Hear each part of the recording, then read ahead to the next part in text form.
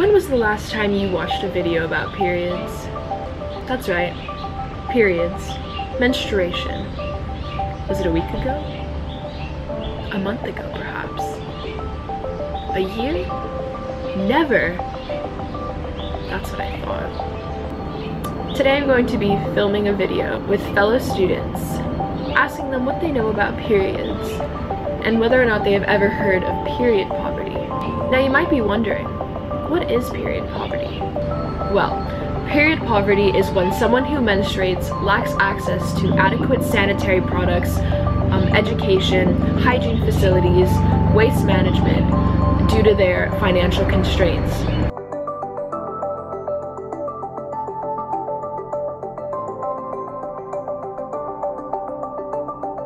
Okay, so not very much, but my understanding is just menstrual cycle once a month, typically. I'm gonna say very little, but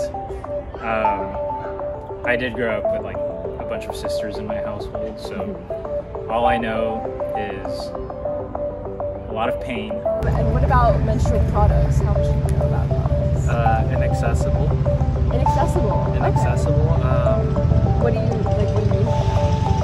Like, obviously men don't have to deal with issues like this, so it's just not free in most cases. It's just not readily available. Do you know how much you pay for your menstrual products?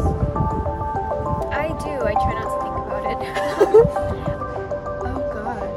I'm not totally sure. I know that usually I'll buy like a larger pack so that I can stock up, and it's usually like there's a bit of a discount. How do you feel about the way that menstrual products are priced? Yeah, I mean not great, especially since you have to pay more for products that are more healthy for you. For example, I like to get like cotton and things without like synthetic things that like aren't supposed to be that great for you, or fragrance, and you have to pay a lot more for them.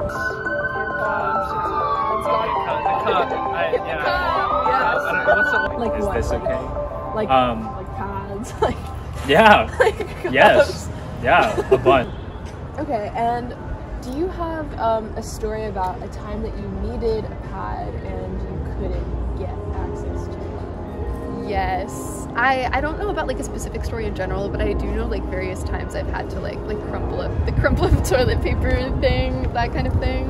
Absolutely. I used to run into that problem a lot in high school, and then you're stuck at school with no products and you have to improvise, and it's really embarrassing and awful to have to be like in a bathroom trying to like improvise your own sanitary products, you know? Yeah. Have you ever heard of period poverty? Yeah, I've heard the term. I have not. I haven't heard of the term, but I've heard of like the phenomenon, definitely. I also interviewed Professor Danielle Borgia at LMU, who is a women and gender studies professor, about what she knows about period poverty. I was wondering if we could first start off with a little bit about yourself and your work, what you study, what you do. Okay, so my name is Danielle Borgia. I did my graduate work at UC Santa Barbara and in comparative literature and feminist studies, but I have worked for the last 12 years at LMU, which I love. I love teaching especially the first and second year students. I teach introductory classes on women's and gender studies, so I cover a broad range of topics. So what is period poverty to you? Okay, so period poverty means that people with uteruses suffer disproportionately under poverty because the products that we need to use for basic hygiene are expensive, are not provided publicly in most cases, and they are taxed. They are considered, in most states, they are considered not necessary. And so that is like the basis for taxing them. How do you think that people in school, like people who menstruate in schools versus like in the workforce, like how do their experiences differ?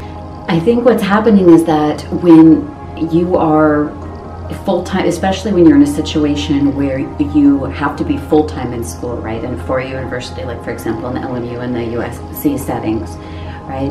You are foregoing making the money that you need to actually live on. People with uteruses in the public schools who are literally failing out of school because they cannot afford period products, and that means they miss 1 week a month, right?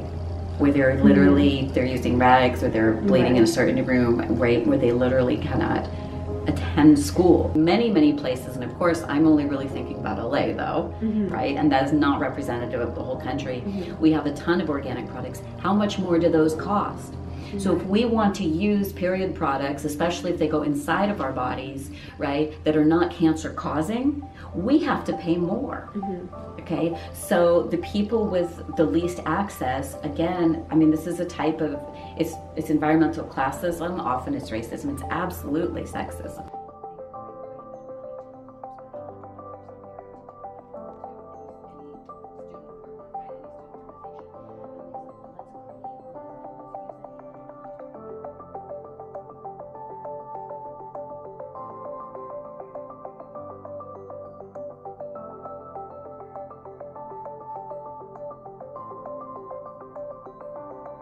Unfortunately, I won't be able to add all of the footage that I got from all of my interviews during this process, but I certainly learned a lot. Some things to know about what to do in order to change period poverty is to have more conversations about it. It's important that we raise awareness about the struggles that people are going through and the products that they need and are very necessary to their lives. You can also advocate for period poverty through social media or word of mouth. And hopefully institutions will start adding more period products, free period products like at LMU, whether that be in public or private institutions.